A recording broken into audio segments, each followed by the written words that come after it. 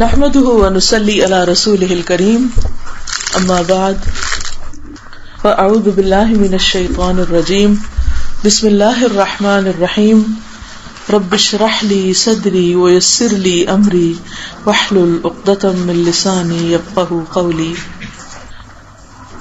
الرحمن علم القرآن خلق الانسان علمه البیان.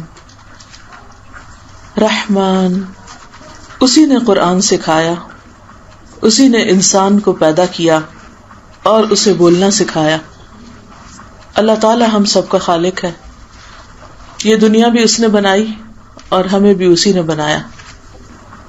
پھر ہماری ہدایت کے لیے پیغمبر بھیجے. آخری پیغمبر محمد الرسول اللہ صلی اللہ علیہ وسلم تھے، جن کے ذریعے یہ کتاب نازل کی، ان پر یہ قرآن اتارا گیا، انہوں نے یہ قرآن ہم تک پہنچایا. یہ قرآن رحمت ہے، شفا ہے، نور ہے، ہدایت ہے ہم سب کے لیے. یہ اللہ تعالیٰ کی بہت بڑی رحمت ہے کہ اس نے ہمیں دنیا میں بھٹکنے کے لیے نہیں چھوڑ دیا، بلکہ ہمارے ہر مسئلے کا حل بتایا. یہ الگ بات ہے کہ ہم قرآن نہ پڑھیں اور اپنے مسائل کا حل معلوم نہ کریں. اللہ تعالیٰ نے اپنی خاص رحمت سے ہمیں ہر چیز کا جواب دیا ہے. کس معاملے میں، کس موڑ پر، کب، کیا کرنا چاہیے اور کیا نہیں کرنا چاہیے، ایک ایک چیز کی تفصیلی رہنمائی اس کتاب میں موجود ہے. یہ سورت قرآن پاک کی بہت خوبصورت اور بہترین سورتوں میں سے ہے، جس میں اللہ تعالیٰ اپنی نعمتوں کا ذکر فرماتے ہیں اور بار بار اس بات کا ذکر کرتے ہیں کہ ہم ان پر غور و فکر کریں اور ان کو پہچانیں، ان کا انکار نہ کریں. تو فرمایا الرحمن، بہت مہربان، بار بار رحم فرمانے والا، بہت ہی مہربان. اور اس کی رحمت کس سے پتہ چلتی ہے کہ علم القرآن، اس نے قرآن کی تعلیم دی ہے، خود اس نے دی ہے. تو یہ قرآن کسی انسان کا لکھا ہوا نہیں، کسی فرشتے یا جن کی طرف سے نہیں، بلکہ خود اس کائنات کے خالق کی طرف سے ہے. وہی خالق جس نے انسان کو بنایا تھا اور انسان کو دوسری مخلوق سے مختلف بنایا. علمہ البیان، اس کو بولنا سکھایا. بولنے کی طاقت، بولنے کی قوت اور پھر ایسے الفاظ بولنے کی قوت، یہ اللہ کی نشانیوں میں سے ہے. بولنے کو تو، آوازیں نکالنے کو تو جانور بھی نکالتے ہیں. ہر ذی روح کسی نہ کسی طرح اپنے جذبات کا اظہار کسی نہ کسی زبان میں ضرور کرتا ہے، لیکن انسان کا بولنا ان سب سے مختلف ہے، جس میں ہماری زبان، ہمارے دل، دماغ، سوچ، یہ ساری چیزیں انوالو ہوتی ہیں. اور پھر بولنے کے مختلف طریقے، مختلف زبانیں ہیں. دنیا میں ہزاروں زبانیں، ہر علاقے کے لوگ اپنے اپنے طریقے پر، اپنے اپنے انداز میں مختلف چیزوں کے بارے میں مختلف نام انہوں نے رکھے ہوئے ہیں اور مختلف طریقے سے اپنے جذبات کا اظہار کرتے ہیں. انسان تو وہی انسان ہے، اور انسان کی خواہشات، تمنائیں، آرزویں، سوچیں اور بہت سی صلاحیتیں ایک ہی طرح ہوتی، لیکن ان کے اظہار کا انداز فرق ہوتا ہے. اور یہ بھی بڑی حیرت ہوتی ہے، کوئی فرینچ بول رہا ہے، کوئی انگریزی بول رہا ہے، کوئی جرمن بول رہا ہے، کوئی پنجابی بول رہا ہے، کوئی پشتو بول رہا ہے. کس طرح ایک انسان لفظ بولتا ہے اور پھر دوسرا شخص اس لفظ کو سمجھتا ہے، اور ہر شخص اپنی اپنی سمجھ کے مطابق اس کو سمجھتا ہے. ایک ہی بات ہوتی، لیکن لینے والوں کا، سننے والوں کا ظرف اور سوچ مختلف ہوتی. اور یہ کمیونیکیشن ہی ہوتی ہے جس کی بنا پر انسانوں کے درمیان محبتیں یا نفرتیں جنم لیتی ہیں. اگر بہترین کمیونیکیشن ہو، انسان ایک دوسرے کی بات اچھی طرح سمجھے، تو اچھی انڈرسٹینڈنگ ہوتی اور اس سے زندگی آسان ہو جاتی. لیکن اگر انسان دوسرے کی بات نہ سمجھے اور اس کو غلط رنگ دے یا اس سے بدگمانی کرے تو وہی بات ہوتی ہے لیکن کچھ اور رنگ اختیار کر جاتی. اس سے زندگی دوبھر ہو جاتی ہے، مشکل ہو جاتی. یہی زبان ہے جو انسانوں کے دلوں کو پتہ کر لیتی. یہی زبان ہے کہ جو انسان کو عروج سے زوال کی طرف لے جاتی، محبت کو نفرت میں بدل دیتی. بعض اوقات اور کوئی وجہ نہیں ہوتی آپس کے تعلقات کی خرابی کی، صرف زبان کا غلط استعمال ہوتا ہے یا غلط طریقے سے جذبات کا اظہار کیا جاتا ہے.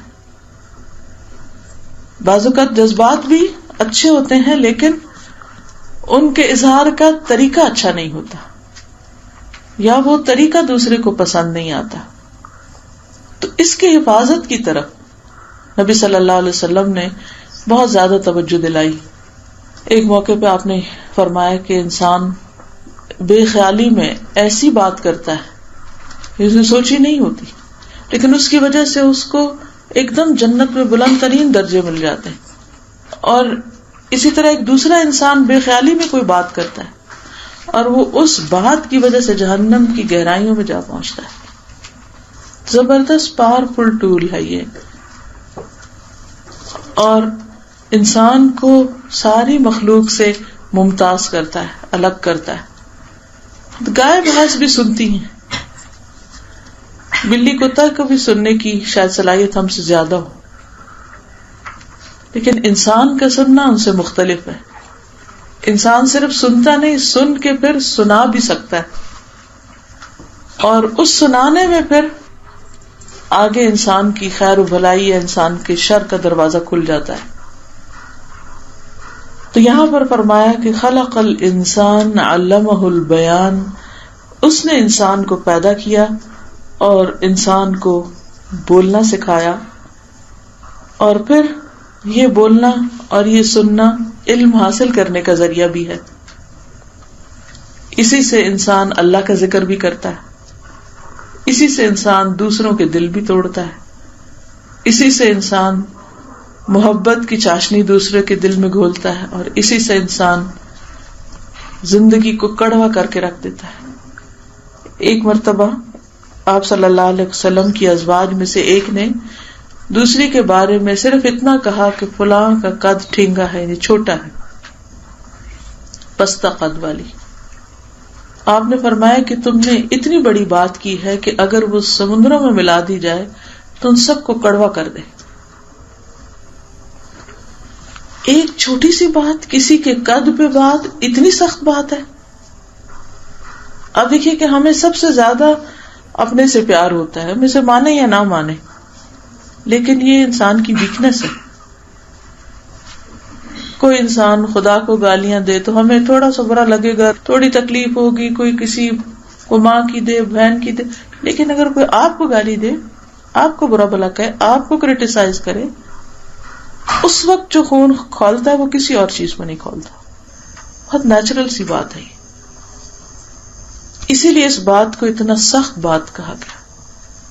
یہ بہت سخت بات ہے کہ انسان کسی کے ناک پہ، کسی کی آنکھوں پہ، کسی کے فزیک پہ، کسی کے ہائٹ پہ، کسی کے چال پہ، کسی کے کپڑوں پہ ہنسے یا مذاق اڑائے یا اس کو کوئی نام دے. اور یہ آپ دیکھیے کہ ہمارے معاشرے میں کتنا عام ہے.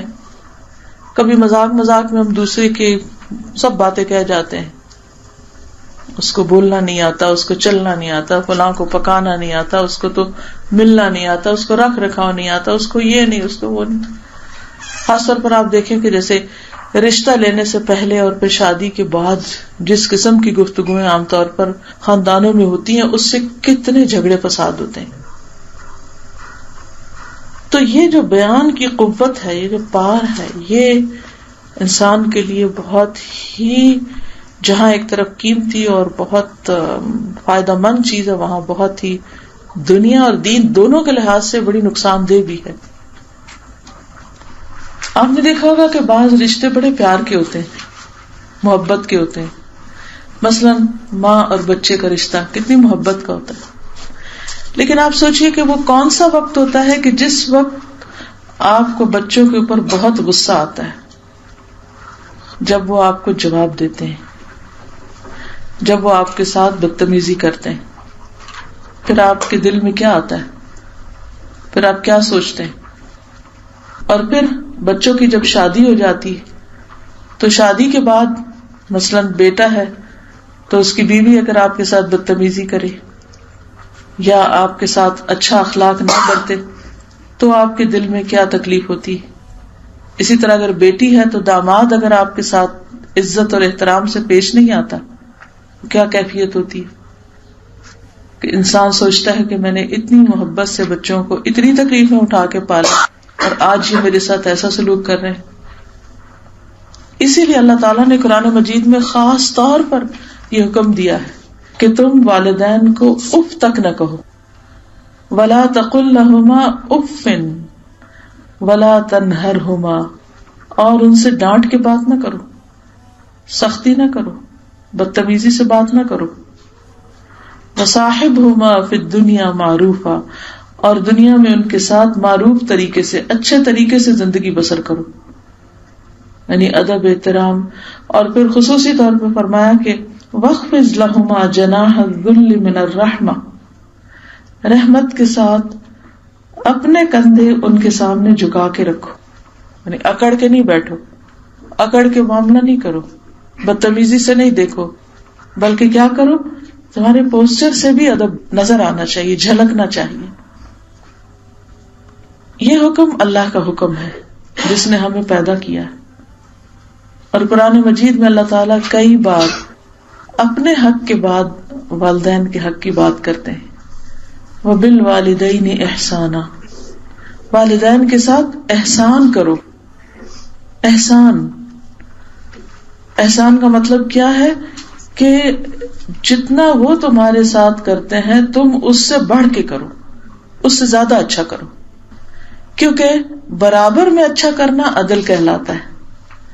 یہ نہیں اللہ تعالیٰ نے فرمایا کہ والدین کے ساتھ عدل کرو، انصاف کرو، کہ انہوں نے تمہارا بہت خیال رکھا اور تمہارے ساتھ اچھا کیا تو تم بھی اتنا اچھا رکھو. نہیں، اس سے بہتر کرو، اس سے زیادہ اچھا کرو. اسی میں انسان کی بھلائی ہے، اسی میں انسان کی خیر ہے. کیونکہ جب انسان اپنے ماں باپ کے ساتھ اچھا کرتا ہے، ساس سسر کے ساتھ اچھا کرتا ہے، تو ان کے دل سے جو دعائیں نکلتی ہیں، ان کی جو نیک تمنائیں ہوتی ہیں، وہ جو تنہائیوں میں اپنی دعاؤں میں پھر بچوں کو یاد کرتے ہیں، اس سے بچوں کی زندگی میں بہت برکت آتی، بہت خیر نصیب ہوتی. لیکن جب انسان والدین کے ساتھ اچھا نہیں کرتا اور چھوٹی چھوٹی باتوں کو بہانہ بنا لیتا ہے کہ میرے ساتھ بھی تو انہوں نے ایسا اور ایسا کیا، تو نتیجہ کیا ہوتا ہے؟ ہو سکتا ہے کہ وقتی طور پر وہ آپ کو کچھ نہ کہیں، چھوڑ دیں آپ کے حال پر. کئی دفعہ ایسا ہوتا ہے نا، بچے کچھ کرتے ہیں تو تکلیف بہت ہوتی، لیکن انسان کہتا ہے چلو چھوڑو، اگنور کر دیتے، لیکن ایک دل میں تکلیف تو رہ جاتی. اب اوپر اللہ بیٹھا ہوا دیکھنے والا کہ ماں باپ نے کیا کیا، بچوں نے کیا کیا، پھر ماں باپ نے کیا فیل کیا، پھر بچوں کا ریاکشن کیا تھا. یہ سارے ہمارے تانے بانے جو ہیں ہم نہیں بعضوں کا دیکھ رہے ہوتے، وہ اوپر والا دیکھ رہا ہوتا ہے. وہ ہمارے ظاہر کو بھی دیکھتا ہے، وہ ہمارے دلوں کا حال بھی جانتا ہے، اور الٹیمیٹ ہمارے اعمال کی جزا اور سزا اس کے ہاتھ میں ہے. اور جب وہ نافذ ہوگی کوئی اس کو روک نہیں سکتا، کوئی اس کو منع نہیں کر سکتا کہ یا اللہ تو فلاں کو یہ نہ دے یا فلاں کو یہ سزا نہ دے. نہیں، جو وہ چاہے، جیسا وہ چاہے، جتنا وہ چاہے، دنیا میں بھی اور آخرت میں بھی. اس لیے ہر معاملے میں ہمیں اللہ سے ڈرتے رہنا چاہیے. اور احسان ایک اس طرح بھی ہوتا ہے کہ جب دوسرا اچھا نہ کر رہا ہو پھر بھی آپ اچھا کریں. بہت دل گردے کی بات ہوتی کہ ماں باپ بعض اوقات بیماری کی وجہ سے، پریشانیوں کی وجہ سے اگر تلخ بھی ہو جائے تو بھی تم درگزر کر جاؤ، اس کا بدلہ تمہیں اللہ دے گا. اور اگر تم نے ان کے ساتھ اچھا نہیں کیا تو والدین کے ساتھ بدتمیزی یا والدین کے ساتھ برا سلوک ان گناہوں میں سے ہے جس کی سزا انسان کو آخرت سے پہلے دنیا میں بھی مل جاتی ہے. انسان مر نہیں سکتا جب تک وہ دیکھ نہ لے اس سزا کو جو اس کی بنتی ہے والدین یا رشتہ داروں کے ساتھ ظلم اور زیادتی کرنے کی شکل میں. بعض اوقات ہم ایک غلط کام کرتے ہیں, ہمیں فوری طور پہ کچھ نہیں ہوتا تو ہم سمجھتے ہیں کچھ نہیں ہم ٹھیک کر رہے ہیں, اور اپنے آپ کو جسٹیفائی کر کے پھر مزید اس سے آگے بڑھ جاتے ہیں, اس سے آگے بدتمیزی, اس سے آگے غلط کام کرتے ہیں, دلوں میں رکھ لیتے ہیں, بغض پالتے ہیں. اب بظاہر دیکھنے میں تو کچھ نہیں, لیکن وہ انسان کو کسی دوسری جگہ سے ایسی تکلیف پہنچتی ہے کہ انسان سوچ بھی نہیں سکتا. اس کو بھول چکا ہوتا وہ اس نے کیا کیا ہے, کون سا گناہ کیا ہو, کون سا غلط کام کیا, اس کو خود بھی یاد نہیں ہوتا. اور ہم سب گناہگار اور کمزور انسان ہیں. اللہ تعالیٰ اپنے حق معاف کر دیتا ہے. کبھی نماز چھوٹ گئی ہم سے, بعد میں ہم شرمندہ ہوئے, قضا پڑھ لی یا پھر توبہ کر لی, اللہ تعالیٰ معاف کر دیتا ہے, کیونکہ یہ بندے اور اللہ کے درمیان ہے. اس کا یہ مطلب نہیں کہ انسان جان بوجھ کے نمازیں چھوڑتا جائے, کیونکہ جان بوجھ کے چھوڑنے والا تو پھر اس کو تو اسلام کا ہی خطرہ پڑ جاتا ہے. لیکن انسان ہے, کبھی روزے میں کوتاہی ہو جاتی ہے, کبھی کوئی اور صدقہ زکوٰۃ خیرات میں کوئی اونچ نیچ ہو گئی, اللہ تعالیٰ معاف کر دیتا ہے.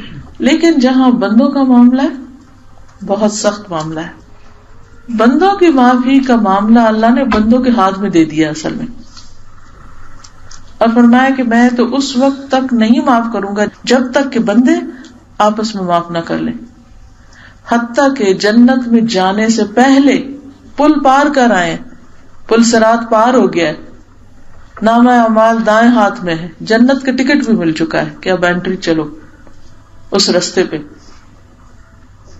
انٹر ہونے سے پہلے پھر روک لیا جائے گا, اور ایک نہر جس کو نہر الحیات کہتے ہیں وہاں دلوں کو دھویا جائے گا, آپس میں ایک دوسرے سے صلح کرائی جائے گی یا آپس میں ایک دوسرے سے معافی تلافی کرائی جائے گی, تب جنت میں داخل ہوں گے.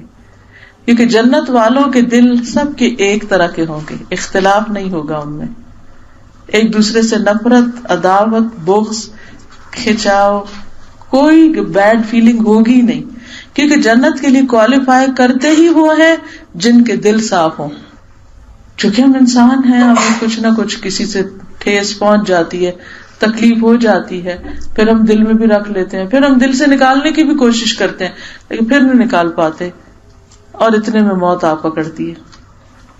اب کیا ہو, اب الحمدللہ اور بہت اچھے اچھے نیک کام کیے ہوئے ہیں, بہت کچھ اور ہے, اللہ تعالیٰ ان اعمال سے راضی ہے, لیکن ادھر اس نے کچھ ایسے غلط کام کیے ہیں جس سے بندے ناراض ہیں, اس سے رشتہ دار ناراض ہیں, یا ماں باپ ناراض ہیں, یا کوئی اور کوئی بھی.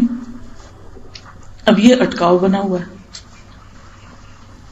سورۃ الاعراف ایک قرآن مجید کی سورت ہے جس میں اعراف والوں کا ذکر آتا ہے. اعراف والے کو جن کے نیک اور بد اعمال برابر ہیں, یا یہ کہ انہوں نے بہت نیکیاں کی مگر ایک گناہ ایسا کیا ہوا کہ وہ رکاوٹ بنا ہوا ہے. اب آپ دیکھیں جیسے ہارٹ اٹیک ہوتا ہے تو وہ ایک کلاٹ ہوتا ہے, سارا بدن ٹھیک کام کر رہا ہے, اس ایک کلاٹ میں جا کے ایسی جگہ کچھ اٹکاؤ کر دیا کہ جس کی وجہ سے پوری لائف ڈینجر میں ہو گئی.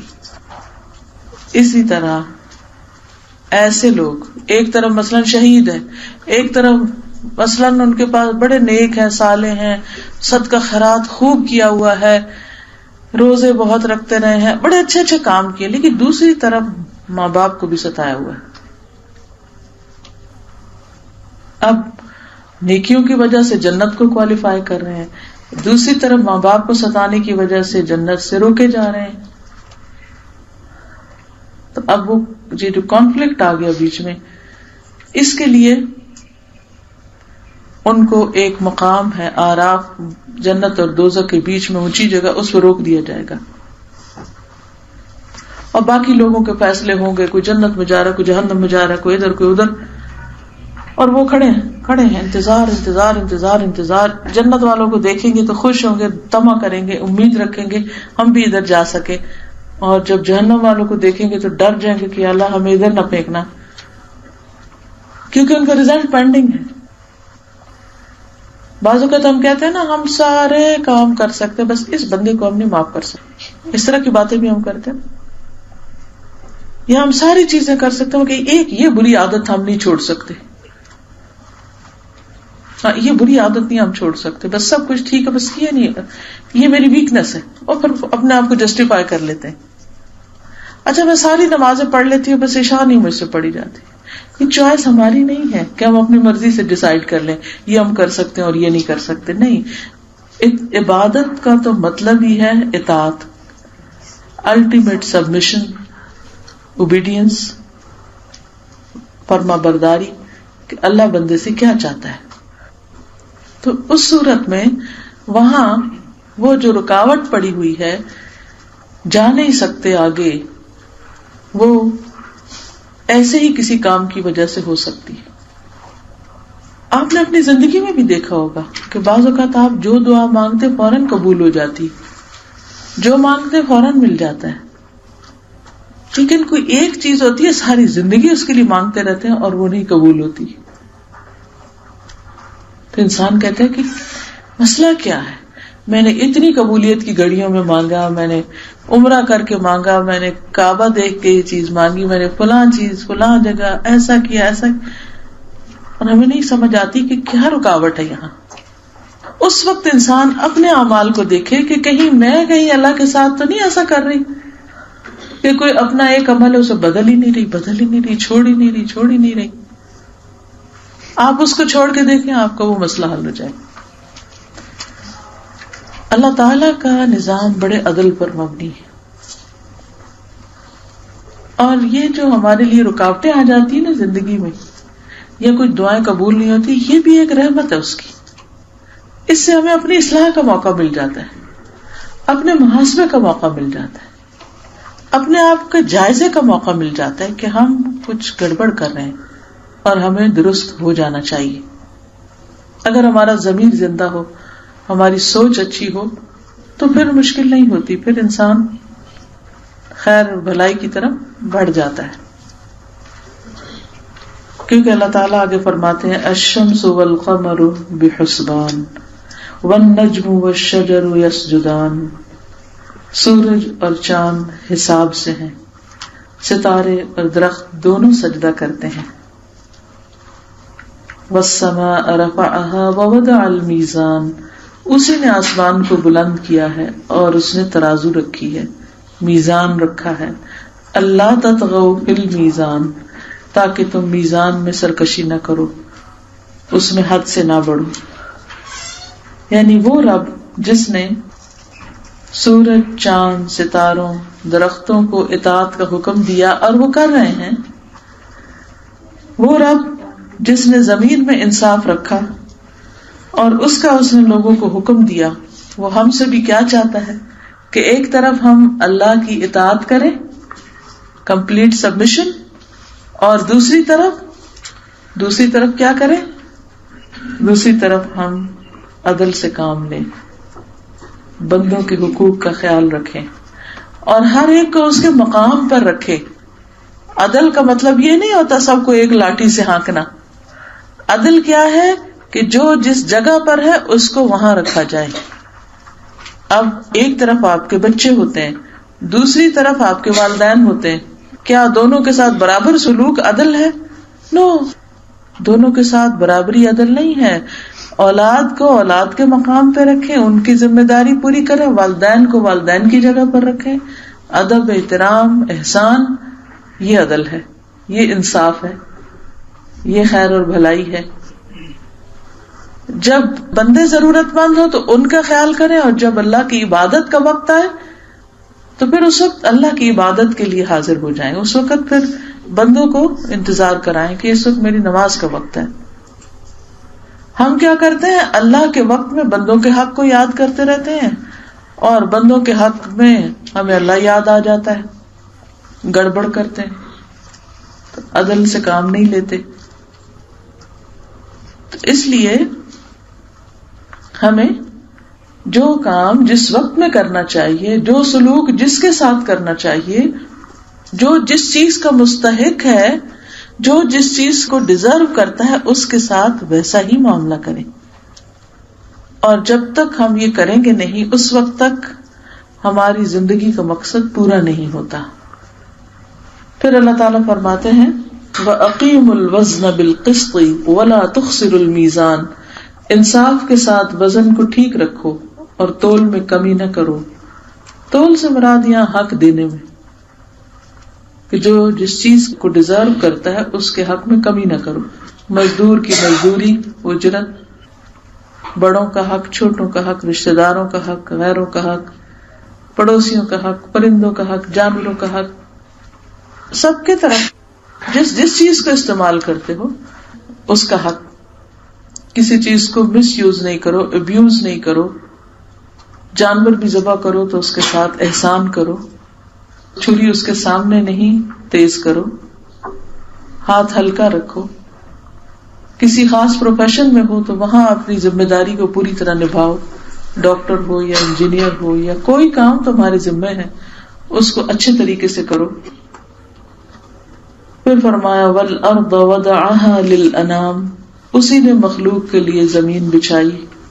یہ زمین صرف ہمارے لیے نہیں، باقی کیڑے مکوڑے، جانور، پرند چرند رند سب کے لیے. ان کو بھی ان کا حق دو جینے کا اس پر. فیہا فاکہۃ والنخل ذات الاکمام، جس میں میوے ہیں، خوشے والے کھجور کے درخت ہیں. والحب ذو العصف والریحان، اور بھوسی والا اناج ہے، یعنی اناج کے اوپر کا جو چھلکا ہے اس کا ذکر ہے، اور خوشبودار پھول ہیں. فبأي آلاء ربكما تكذبان، پس اے انسانوں اور جنوں تم اپنے رب کی، اپنے پروردگار کی کس کس نعمت کو جھٹلاؤ گے. اللہ تعالیٰ اپنی نعمتیں گنوا کے پھر انسانوں سے پوچھ رہا ہے، اور یہ جملہ بار بار اس صورت میں ریپیٹ ہوتا ہے کہ اے بندے، میں نے تیرے ساتھ اتنا احسان کیا، تو نے میری نعمتوں کو کیوں نہیں یاد رکھا؟ تو نے میری نعمتوں کو کیوں نہیں پہچانا؟ تو نے اپنا فرض کیوں نہیں پورا کیا؟ جب تیرے لیے میں نے اتنا کچھ بنایا تو اپنے رب ہی کو یاد نہیں کرتا؟ تو اسی کا حق بھول گیا. اور جب رب نے تیرے مال میں تیرے پاس دوسروں کا حق رکھ دیا تو نے ان کو وہ کیوں نہ لوٹایا؟ اللہ نے زمین میں جتنے ریسورسز پیدا کیے ہیں وہ سارے انسانوں کے لیے صرف کافی نہیں، اس سے بھی زیادہ ہیں. لیکن انسانوں کی غلط تقسیم نے باقی انسانوں کے لیے زندگی دوبھر کر دی ہے. اس ظلم کی وجہ سے کہ چند انسان ان ریسورسز کو مس یوز کر رہے ہیں اور باقی بھوک کاٹ رہے ہیں، یا مختلف اور طریقوں سے انسانوں کے حقوق کے اوپر اثر پڑا ہے، تو ان سب چیزوں کی پوچھ ہوگی. اور جب اللہ پوچھے گا اس وقت تم کس نعمت کا انکار کر سکو گے کہ میں تو نہیں جانتا اس چیز کو؟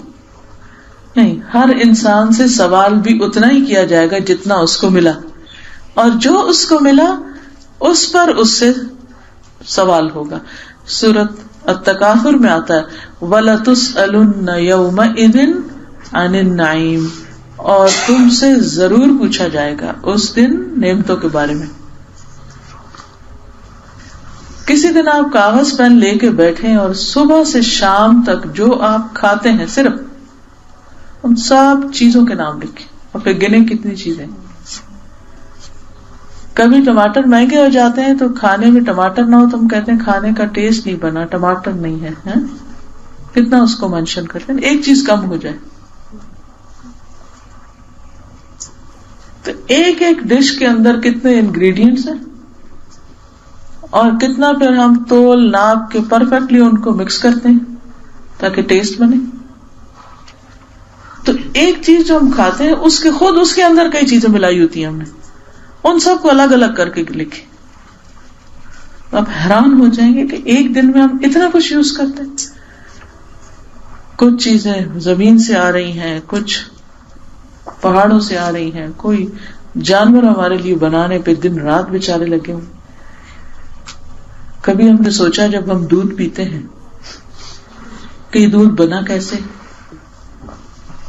ایک چلتی پھرتی فیکٹری اللہ نے ہمارے لیے لگائی. گائے یا بھینس کتنا زیادہ گھاس کھاتی ہے اور اس گھاس سے پھر دودھ بنتا ہے، اس کا خون بھی بنتا ہے، گوبر بھی بنتا ہے. ہم شہد کھاتے ہیں، شہد کیسے بنتا ہے؟ ایک مکھی کتنی جان ماری کرتی، کتنا بھاگتی دوڑتی ہے اس چھوٹے چھوٹے پھولوں کے رس کو چوستے وقت، کہ اگر ہم نیکڈ آئی سے دیکھیں تو شاید وہ اس کی کوئی کوانٹٹی سمجھ ہی نہ آئے کہ کیا کھایا اس نے کس پودے سے. کتنی ہزاروں لاکھوں اڑانیں ہوتی ہیں اس کی تھوڑا سا شہد بنانے کے لیے، اور ہم بوتلوں پہ بوتلیں اور ڈبوں پہ ڈبے بھر کے گھر میں رکھے ہوئے ہوتے ہیں اور کھلا استعمال کر رہے ہوتے ہیں، اور کبھی شکر ادا نہیں کرتے. کیا سوچتے ہیں ہم تو خرید کے لائے ہیں یا ہماری محنت سے ہمیں ملا ہے، لیکن بنایا کس نے؟ کیا دنیا کی تمہاری کوئی فیکٹری یہ بنا سکتی ہے؟ قطعاً نہیں. یہ اللہ نے تمہارے لیے بنایا. تو تم اتنی نعمتیں استعمال کرتے ہو، کوئی صحت کی حالت میں، کوئی بیماری کی حالت میں، تو جب اللہ کے سامنے کھڑے ہوگے اور تم سے پوچھا جائے گا کہ ان نعمتوں کو پا کر تم نے مجھے کتنا یاد کیا، میری کتنی بات مانی، میرا کتنا شکر ادا کیا، تو ہمارے پاس جواب دینے کو کیا ہوگا؟ ہم کیا کہیں گے؟ پھر اللہ تعالیٰ مزید اور چیزوں کا بھی ذکر کرتے ہیں کہ اس نے انسان کو بجنے والی مٹی سے پیدا کیا جو ٹھیکری کی طرح تھی، جنات کو آگ کے شعلے سے پیدا کیا. پس تم اپنے رب کی کس کس نعمت کو جھٹلاؤ گے؟ کہ انسان اپنی تخلیق پر تو غور کرے کہ کس چیز سے وہ بنا ہے اور کیسی کیسی صلاحیتیں اللہ نے دی، اور اللہ نے انسان کو انسان بنایا. وہ رب ہے دونوں مشرقوں اور دونوں مغربوں کا. تو اے جن و انس، تم اپنے رب کی کس کس نعمت کو جھٹلاؤ گے؟ سورج کا نکلنا اور غروب ہونا دونوں ہی انسان کے لیے کتنا خوبصورت منظر رکھتے ہیں، اور پھر دن میں دھوپ کا چمکنا اور رات کو اندھیرے میں سونا، کیسی کیسی نعمتیں ہیں. اگر ایک ہفتہ مسلسل سورج نظر نہ آئے تو دل کی کیا کیفیت ہوتی، اور اگر رات کو بھی سورج غروب ہی نہ ہو تو ہمارا حال تھکاوٹ سے کیا ہو. مرج البحرین یلتقیان، اس نے دو دریا جاری کر دیے جو ایک دوسرے سے مل جاتے ہیں. اور دیکھو کہ مختلف سمتوں سے پانی آتا ہے، پھر ایک جگہ ان کا ملاپ ہو جاتا ہے، وہ بھی کتنا خوبصورت منظر ہوتا ہے. بینہما برزخ لا یبغیان، ان کے درمیان ایک آڑ ہے کہ اس سے بڑھ نہیں سکتے. کبھی کلر ڈفرنٹ ہوتا ہے تو وہ مکس نہیں ہوتا، کبھی ٹھنڈا اور گرم، کبھی میٹھا اور کھاری. یہ آج کے دور کے انسان نے ڈسکور کیا. پانی تو کہیں بھی اکٹھا کرے فوراً ایک دوسرے میں گم جاتا ہے، لیکن وہ ساتھ چلتے ہوئے بھی اپنی آئیڈینٹی کیسے برقرار رکھتا ہے. کتنے سبق ہیں اس میں عقل رکھنے والوں کے لیے. یہ ساری نعمتیں اور یہ منظر اور یہ خوبصورتیاں اور یہ ضروریات انسان کی کس نے پوری کی، کس نے بنائی؟ کون ہے خالق، کون ہے مالک، کون ان سب کو پھر مینٹین بھی کیے ہوئے کہ یہ سب کچھ مسلسل مستقل طور پر ہو رہا ہے. ہم تو ایک دن عبادت کرتے ہیں، دوسرے دن پھر چھوڑ دیتے ہیں، ہمارے اندر کوئی اسٹیبلٹی نہیں. لیکن اللہ نے ہمارے لیے جو چیزیں پیدا کی ہیں وہ جم کے لگ کے کھڑی. مثلاً آپ اپنے باغ کے کسی پودے کو دیکھیں، سارا سال وہ ایک جگہ کھڑا ہے، ادھر ہی کھڑا ہے، اور پھر وہ پودا پھل دے دیتا ہے، پھر پھل دے دیتا ہے، پھر پھل دے. وہی کتنا تابعدار ہے، کھڑا ہے، وہ ادھر ادھر نہیں بھاگ کے جا رہا. جہاں آپ اس کو چھوڑ کے جاتے ہیں وہیں جا کے دیکھتے ہیں. تو ہمارا کیا حال ہے؟ ہم اپنے رب کے حضور کتنی دیر کھڑے ہوتے ہیں؟ ہماری نماز میں خشوع کتنا ہے؟ ہم کوئی بھی کام کرتے ہیں تو تھوڑے دنوں میں اکتا جاتے ہیں، ہم کہتے ہیں انف از انف، بہت کر لیا. خاص طور پر نیکی کا کام. برائی کرتے نہیں تھکتے، لیکن نیکی کسی کے ساتھ تھوڑی سی بھی کر لیتے پھر ہم اکتا جاتے ہیں. عام طور پر کیا ہوتا ہے، ابتدا میں مثلا کہ خدا نخواستہ کہیں ڈیتھ ہوتی ہے، سارے لوگ آ جاتے ہیں، جذبات میں سب آ جاتے ہیں، ایک ہنگامہ کر دیتے ہیں، ایک رش کر دیتے ہیں، پھر اس کے بعد سارے چلے جاتے ہیں، پھر آہستہ آہستہ سب بھول جاتے ہیں، سارے اپنے کاموں میں لگ جاتے ہیں، اور آپ وہاں اکیلے اپنا صدمہ سہنے کو، سب چلے گئے. تو انسانوں کے مزاج کے اندر ہے ہی نہیں. تو ہر چیز میں تبدیلی آ جاتی ہے. لوگ بدل جاتے ہیں، دل بدل جاتے ہیں، حالات بدل جاتے ہیں، نفرت محبت میں تبدیل ہو جاتی ہے، محبتیں بے رخی میں تبدیل ہو جاتی ہیں. یہ ساری چیزیں اللہ کے اذن سے ہوتی ہیں. چونکہ اللہ نے امتحان کے لیے ہمیں بنایا، اس لیے وہ مسلسل تبدیلی کرتا ہے. اور پھر ہم سے دیکھتا ہے کہ اس تبدیلی میں ہم اس کی اطاعت میں جمے رہتے ہیں کہ نہیں، ہمارے اندر استقامت آتی ہے یا نہیں، ہم وقت پہ حاضر ہوتے ہیں یا نہیں.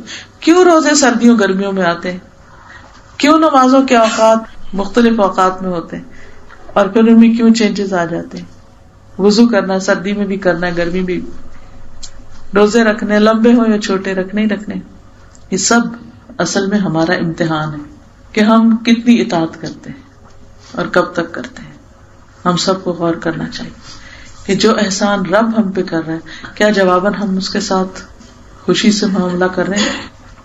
اور شیطان اتنا شاطر دشمن ہے کہ کوئی ایک ایسی بات ہمارے دماغ میں ڈال دیتا ہے اللہ کے خلاف، تو ساری نعمتیں بھی بھولی رہتی ہیں. وہ ایک بات یاد رہتی ہے، اللہ نے میرے ساتھ اچھا نہیں کیا.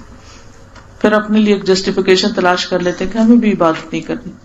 حالانکہ اللہ کو تو ضرورت ہی نہیں ہماری کسی عبادت کی، نہ کرے نہیں کرنی. تو اس کی عبادت میں تو اتنے فرشتے جھکے ہوئے ہیں اور سجدے میں ہیں. تو جو کچھ ہم کر رہے ہیں وہ سراسر ہمارے اپنے ہی فائدے کے لیے. پھر اللہ تعالیٰ مزید نعمتوں کا ذکر کرتے ہیں، دریاؤں کے بعد، سمندروں کے بعد، کہ ان دونوں میں سے موتی اور مونگے برآمد ہوتے ہیں. کہاں کہاں اللہ نے نعمتیں پھیلا دی ہیں. کوئی پانی میں ڈال دی، کوئی پہاڑوں میں ڈال دی، کوئی زمین کی مٹی میں ڈال دی، کوئی درختوں میں رکھ دی، کوئی جانوروں میں رکھ دی. کتنی ورائٹی ہے، کتنے ڈفرنٹ مختلف طرفوں سے ہمارے لیے نعمتیں آ رہی ہیں. فَبِأَيِّ آلَاءِ رَبِّكُمَا تُكَذِّبَانِ. اور اللہ ہی کی ملکیت ہے وہ جہاز جو سمندروں میں پہاڑوں کی طرف بلند ہیں. فَبِأَيِّ آلَاءِ رَبِّكُمَا تُكَذِّبَانِ. زمین پر جو ہے سب فنا ہونے والے ہیں، صرف تیرے رب کی ذات جو عظمت اور عزت والی ہے وہ باقی رہ جائے گی. باقی سب نے جانا ہے. موت کا بھی دن لکھا ہوا ہے، وقت لکھا ہوا ہے. فَبِأَيِّ آلَاءِ رَبِّكُمَا تُكَذِّبَانِ. تو جو زندگی ملی ہے اس میں کیا کیا، کیا بہانہ کرو کہ رب یہ نہیں کر سکے یا وہ نہیں کر سکے. اتنے سال دیے تمہیں اور تم وہ نہیں کر کے آئے جو کام تمہیں کرنے کو کہا گیا تھا. سب آسمان اور زمین والے اسی سے مانگتے ہیں، ہر روز وہ ایک شان میں ہے. آج نہیں ملا کل دے دے گا، لیکن مانگتے چلے جاؤ. فَبِأَيِّ آلَاءِ رَبِّكُمَا تُكَذِّبَانِ. جنوں اور انسانوں کے گروہ، ان قریب ہم تمہاری طرف پوری طرح متوجہ ہو جائیں گے، یعنی پورا حساب لیں گے. فَبِأَيِّ آلَاءِ رَبِّكُمَا تُكَذِّبَانِ. اے گروہ جن و انس، اگر تم آسمانوں اور زمین کے کناروں سے باہر نکل جانے کی طاقت رکھتے ہو تو نکل بھاگو. بغیر غلبے اور طاقت کے تم نہیں نکل سکتے. فَبِأَيِّ آلَاءِ رَبِّكُمَا تُكَذِّبَانِ. یعنی تم اللہ سے بھاگ کے کہیں نہیں جا سکتے، کنٹرول میں پوری طرح. تم پر آگ کے شعلے اور دھواں چھوڑ دیا جائے گا، پھر تم مقابلہ نہ کر سکو گے. فَبِأَيِّ آلَاءِ رَبِّكُمَا تُكَذِّبَانِ. پھر جب کہ آسمان پھٹ کر سرخ ہو جائے جیسے سرخ چمڑا، یعنی قیامت کے دن آسمان رنگ بدلے گا اور پھر سرخی مائل ہو جائے گا. فَبِأَيِّ آلَاءِ رَبِّكُمَا تُكَذِّبَانِ. تو اس وقت تم اپنے رب کی کون سی نعمتوں کا انکار کرو گے کہ ہمیں نہیں ملی تھی. پہلے ان کا تو حساب دو جو ملا ہوا. اس دن کسی انسان اور کسی جن سے اس کے گناہوں کے بارے میں نہیں پوچھا جائے گا. تو خود ہی پتہ چل جائے گا کہ کون کیا کر کے آیا. ہر ایک کا لیبل ماتھے پہ لگا ہوگا کہ کون کس طرح کا مجرم ہے. فَبِأَيِّ آلَاءِ رَبِّكُمَا تُكَذِّبَانِ. گناہگار صرف حلیے سے پہچان لیے جائیں گے، شکلوں پہ آ جائے گا، چہروں پہ آ جائے گا کون کیا کرتا ہے. ان کی پیشانیوں کے بال اور قدم پکڑ لیے جائیں گے. پس تم اپنے رب کی کن کن نعمتوں کو جھٹلاؤ گے. یہ ہے وہ جہنم جسے مجرم جھوٹا سمجھتے تھے، اس کا انکار کرتے تھے. اس کے اور کھولتے ہوئے گرم پانی کے درمیان چکر کھائیں گے. بھڑکتی آگ میں جلیں گے تو پیاس لگے گی، پانی پینے کو جائیں گے تو ابلتا پانی ہوگا، پھر واپس آئیں گے، پھر وہاں جائیں گے، پھر زندگی اسی میں گزر جائے گی. فَبِأَيِّ آلَاءِ رَبِّكُمَا تُكَذِّبَانِ. لیکن وہ شخص جو اپنے رب کے سامنے کھڑے ہونے سے ڈرا، اس کے لیے دو باغ ہیں. کبھی ایک میں ہوگا، وہاں سے تھوڑا دل بھر گیا تو دوسرے میں چلے گئے، دوسرے سے، یعنی اس کے پاس زیادہ چوائسز ہوں گی جو اپنے رب سے ڈر کے کام کرے. فَبِأَيِّ آلَاءِ رَبِّكُمَا تُكَذِّبَانِ. دونوں جنتیں بہت سی ٹہنیوں اور شاخوں والی ہیں. فبأي آلاء ربكما تكذبان، پھر تم اپنے رب کی کس کس نعمت کو جھٹلاؤ گے؟ ان دونوں جنتوں میں ہر قسم کے میووں کی 2 قسمیں ہوں گی، پھر تم اپنے رب کی کس کس نعمت کو جھٹلاؤ گے؟ جنتی ایسے فرشوں پہ تکیے لگائے ہوں گے جن کے استر دبیز ریشم کے ہوں گے. ان دونوں جنتوں کے میوے بالکل قریب ہوں گے، یعنی ہر وقت فریش سپلائی ہوگی، ڈائریکٹ فرام دا ٹری. یہ نہیں کہ پہلے رکھ کے ڈبوں میں ادھر ادھر پیکنگ میں ان کو ریزرو کر کے رکھا ہوگا، نہیں، لٹک رہے ہوں گے اور جس وقت جہاں سے چاہیں گے صرف اشارہ کریں گے تو وہ آٹومیٹکلی ان تک پہنچ جائیں گے جو بھی وہ کھانا چاہیں گے. وہاں شرمیلی نگاہ والی حوریں ہیں جنہیں ان سے پہلے کسی جن و انس نے ہاتھ نہیں لگایا. بس اپنے پالنے والے کی کس کس نعمت کو جھٹلاؤ گے؟ تو اس سے پتہ چلتا ہے کہ عورت کا جو حسن ہے اس کے شرم و حیا میں ہے. وہ یاقوت اور مونگے کی طرح ہوں گی. بس تم اپنے رب کی کن کن نعمتوں کو جھٹلاؤ گے؟ احسان کا بدلہ احسان کے سوا کیا ہو سکتا ہے؟ اپنے رب کی کس کس نعمت کو جھٹلاؤ گے؟ اور ان کے سوا 2 جنتیں اور ہیں. بس تم اپنے رب کی کن کن نعمتوں کو جھٹلاؤ گے جو دونوں گہری سب سیاہی مائل ہیں، ڈارک گرین.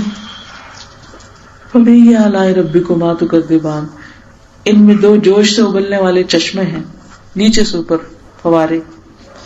فبأي آلاء ربكما تكذبان، ان دونوں میں میوے اور کھجور اور انار ہیں. فبأي آلاء ربكما تكذبان، ان میں نیک سیرت خوبصورت عورتیں ہیں. فبأي آلاء ربكما تكذبان،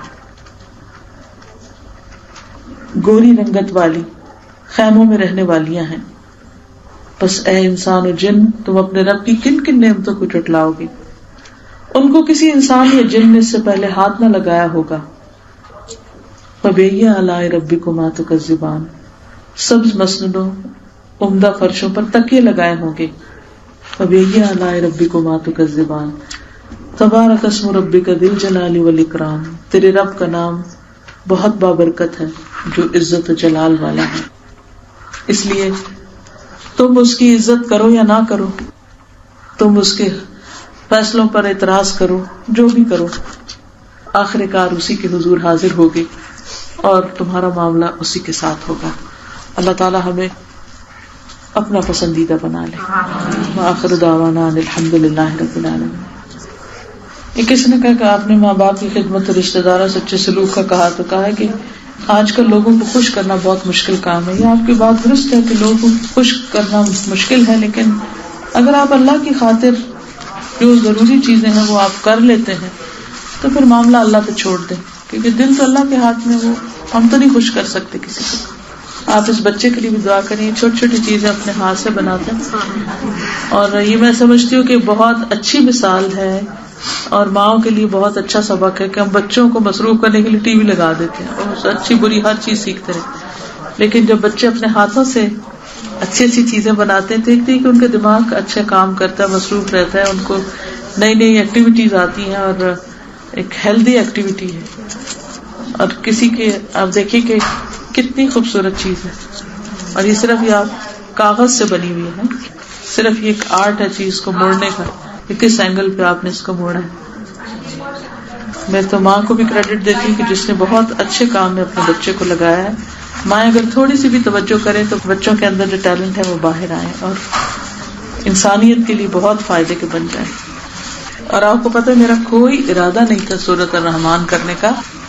میں سن رہی تھی تو سنتے سنتے میرے دل کو عجیب ایک کیفیت ہوئی کہ اتنا کچھ اللہ نے اس سورت میں بتایا، خاص طور پر زبان کے بارے میں. علمہ البیان، اللہ نے تک بولنا سکھا دیا. اس بولنے سے میں نے کیا کام لیا؟ تو ایک طرف تو یہ ہے کہ اللہ کی رحمت ہے اس میں، دوسری طرف یہ ہے کہ اس میں بہت بڑی وارننگ زبان کے حوالے سے. سبحان اللہ والحمد للہ ولا الہ الا اللہ واللہ اکبر ولا حول ولا قوة الا باللہ العلی العظیم. اللہم صل علی محمد وعلی آل محمد کما صلیت علی ابراہیم وعلی آل ابراہیم انک حمید مجید. اللہم بارک علی محمد وعلی آل محمد کما بارکت علی ابراہیم وعلی آل ابراہیم انک حمید مجید. ربنا آتنا فی الدنیا حسنۃ وفی الآخرۃ حسنۃ وقنا عذاب النار ربنا لا تزغ قلوبنا بعد إذ هديتنا وهب لنا من لدنك رحمة إنك أنت الوهاب ربنا هب لنا من أزواجنا وذرياتنا قرة أعين واجعلنا للمتقين إماما لا إله إلا أنت سبحانك إني كنت من الظالمين لا حول ولا قوة إلا بالله العلي العظيم لا إله إلا الله وحده لا شريك له له الملك وله الحمد وهو على كل شيء قدير لا حول ولا قوة إلا بالله لا إله إلا الله لا نعبد إلا إياه له النعمة وله الفضل وله الثناء الحسن لا إله إلا الله مخلصين له الدين ولو كره الكافرون. یا اللہ پاک جو کچھ ہم نے پڑھا ہے ہمیں اس پر عمل کرنے والا بنا دے. اللہ ہمیں اپنی زبان کی حفاظت کی توفیق عطا فرما. ہماری زبان کو اپنا ذکر کرنے والا بنا دے, شکر کرنے والا بنا دے, لوگوں کے لیے تکلیف اور آزاری نہیں, لوگوں کے لیے آسانی اور رحمت کا ذریعہ بنا دے. یا اللہ ہماری زبان سے ایسے کلمات نکلیں جو ہمارے لیے صدقہ بن جائیں. اللہ ہمیں ہر شر سے محفوظ رکھ, اور ہم سے جو بھی غلطیاں اور کوتاہیاں ہوئی ہیں کسی انسان کے بھی حق میں, اللہ تعالیٰ تو ہمیں بھی معاف کر دے اور ان کو بھی معاف فرما دے. یا اللہ تو ہم سب کو صحت اور عافیت سے نواز, اس گھر پر اپنی خیر و برکت نازل فرما, رحمت نازل فرما. جتنی بہنیں آئی ہیں ان کا آنا قبول فرما. یا اللہ تو ہم سب کو ہر برے وقت سے محفوظ رکھ, اور ہمارے گناہوں کی وجہ سے ہمیں نہ پکڑنا. اللہ پاکستان کی حفاظت فرما, اللہ ہر برے وقت سے بچا. یا رب العالمین ہر شخص جس بات پہ پریشان ہے ان کی پریشانی دور فرما. یا اللہ ہمارے بچوں کو صحت اور عافیت عطا فرما, انہیں نیک ہدایت عطا فرما, انہیں ایمان کی دولت نصیب فرما. ہمارے والدین پہ اپنی رحمت فرما. یا اللہ جو دنیا سے جا چکے ان کی بخشش فرما. یا رب العالمین تم ہماری اولاد کو ہماری آنکھوں کی ٹھنڈک بنا دے. اللہ انہیں ہمارے لیے آزمائش نہ بنانا, فتنہ نہ بنانا. یا اللہ ہمیں اپنی زندگی کی بھی قدر کرنے کی توفیق دے, عمل کرنا سکھا دے, اور جو کام بہترین ہو ہمیں ان رستوں پر چلا دے. یا اللہ ہم کمزور ہیں, ہمارے فیصلے بعض اوقات نقصان دہ ہوتے ہیں ہمارے اپنے ہی حق میں, ہمیں ہر معاملے میں بہترین فیصلے کرنے کی توفیق عطا فرما. یا رب العالمین ہم سب تجھ سے رحمت کی فریاد کرتے ہیں. یا اللہ تمام بیماروں کو شفائے کاملہ اور عاجلہ نصیب فرما. یا اللہ تو ہم سب کو اپنی زندگی سے بھرپور فائدہ اٹھانے کی توفیق دے, زندگی کا ایک ایک لمحہ اچھے کاموں میں گزرے, ہماری نیتوں کو اپنے لیے خالص کر لے. اللہم انی اعوذ بک من الہم والحزن والعجز والکسل والجبن والبخل وغلبۃ الدین وقہر الرجال. ربنا تقبل منا انک انت السمیع العلیم وتب علینا انک انت التواب الرحیم. وصلی اللہ تعالی علی خیر خلقہ محمد وعلی آلہ واصحابہ واہل بیتہ اجمعین برحمتک یا ارحم الراحمین. ویڈیو کے نیچے سبسکرائب کے بٹن پہ کلک کریں, بیل کے آئیکن پہ کلک کیجیے تاکہ ہر نئی ویڈیو کی نوٹیفیکیشن